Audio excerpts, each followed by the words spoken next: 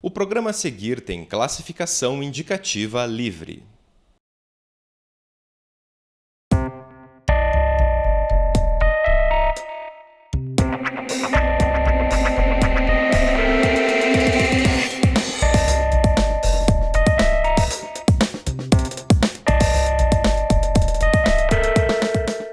As pesquisas científicas realizadas no Brasil seguem princípios bioéticos e éticos muito rígidos. O objetivo é garantir o respeito à vida e às pessoas.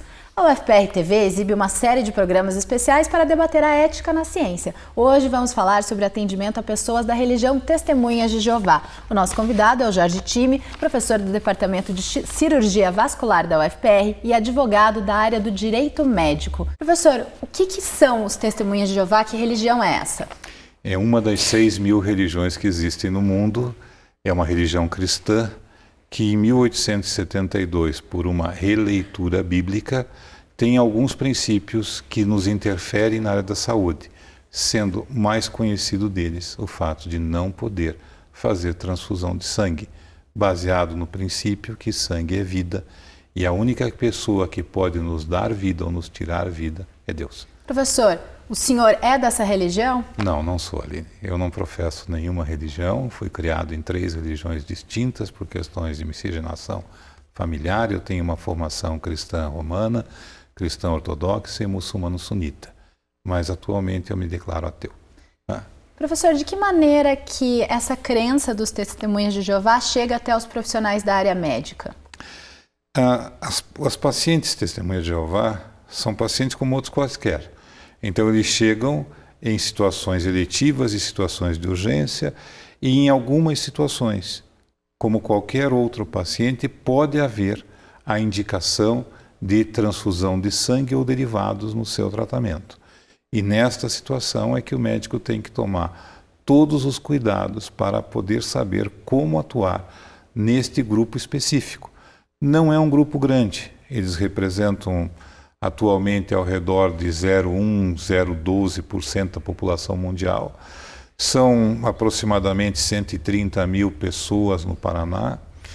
E para você ter uma ideia, de 1991 a 2015, aproximadamente 6.000 testemunhas de Jeová foram submetidos a cirurgias no estado do Paraná.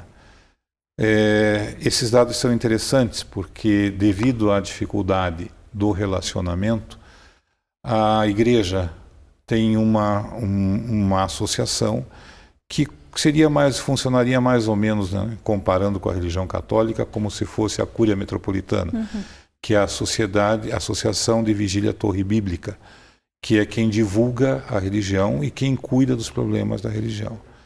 Esta associação tem um departamento chamado COLI, que é um órgão de relacionamento entre a igreja e os médicos.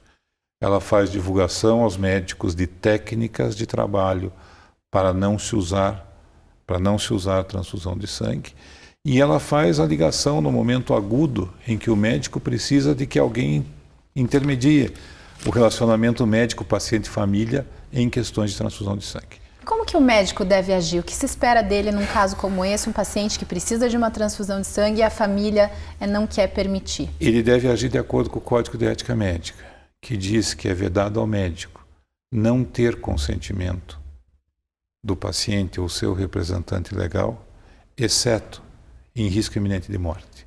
Então, se o paciente não tem risco iminente de morte, a vontade do paciente deve ser respeitada. Nós não vamos discutir a situação daquele paciente que foi atropelado na canaleta do ônibus expresso, chegou chocado com hemorragia aguda no pronto-socorro, inconsciente, esse paciente vai ser tratado e se precisar de sangue vai ser posto sangue.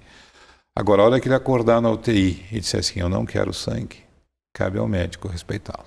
Tá? Então, esse respeito é uma situação que já está prevista no Código de Ética. Em caso de risco iminente de morte, o médico pode atuar contra a vontade do paciente, independente da religião do paciente.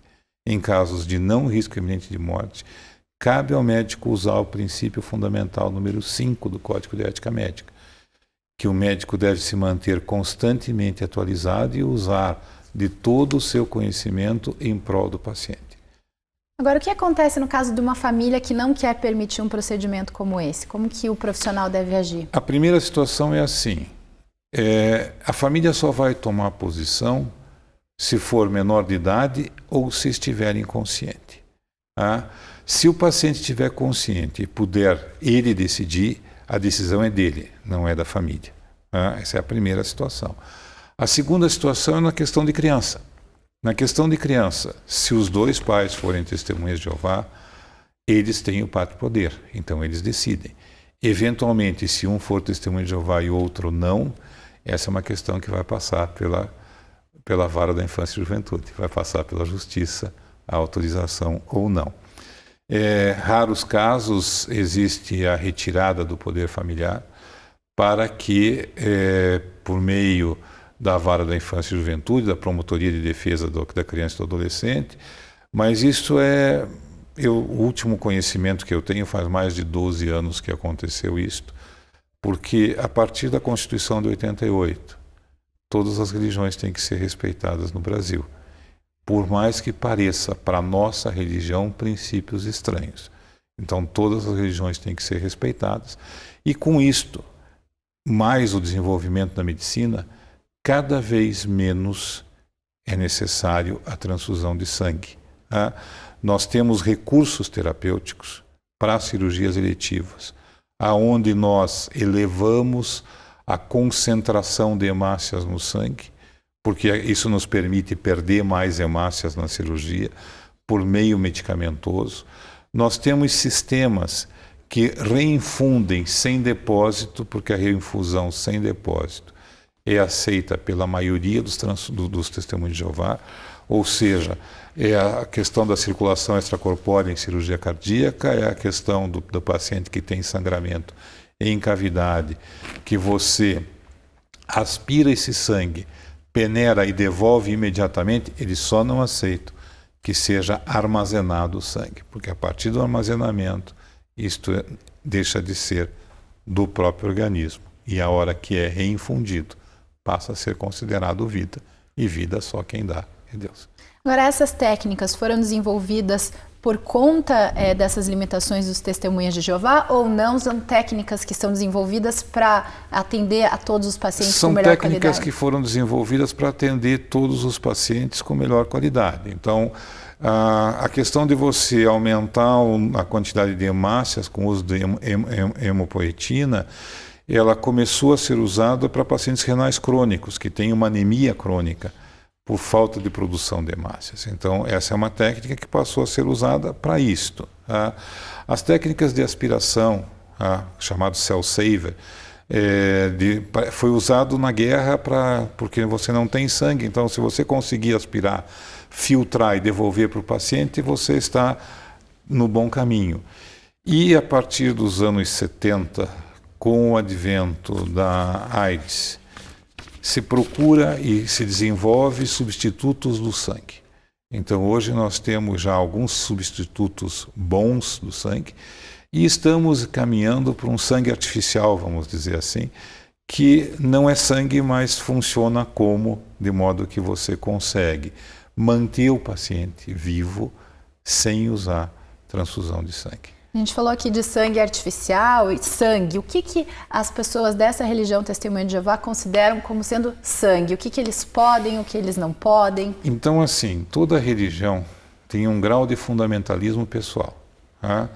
Então, se você pega uma religião, tem coisas que todo mundo aceita e tem coisas que alguns aceitam, outros não, que são, vamos dizer assim, negociadas dentro da filosofia e da teologia.